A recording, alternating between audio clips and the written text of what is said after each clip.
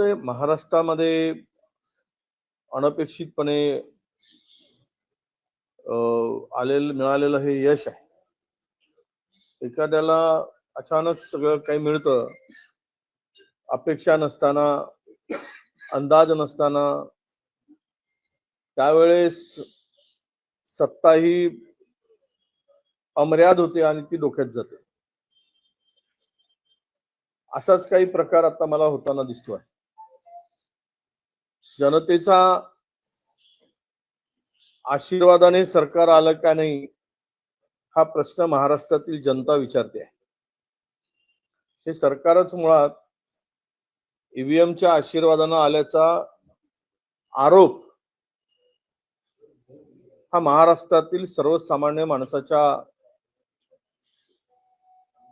मुखातून बाहेर पडताना आम्हाला दिसतोय.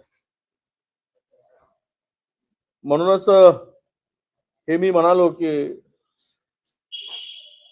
अनपेक्षित मिळालेला हा जो काही जनाधार आहे तो सत्तेमध्ये बसणाऱ्या तिघांनाही पचायला जरा उशीर होईल, वेळ लागेल आणि पचवून घेण्यासाठी सुद्धा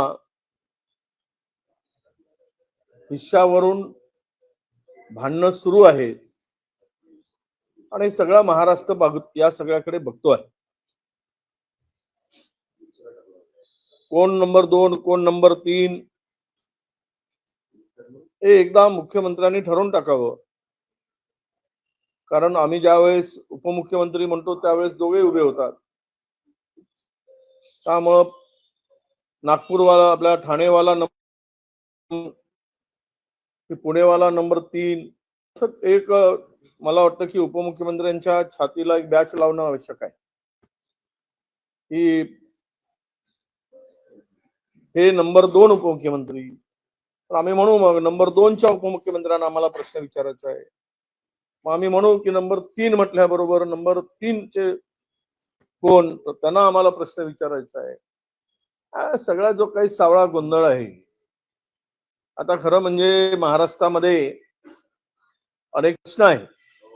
मंत्रिमंडळ गठन करून झपाट्यानं काम करण्याची अपेक्षा सरकारकडून आहे, एवढं बहुमत मिळालेलं आहे.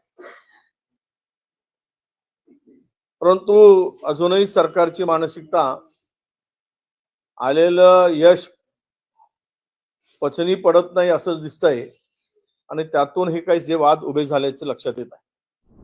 नाही, आता मला यावर अधिक भाष्य करता येणार नाही. मी अधिक बोलणं उचित होणार नाही.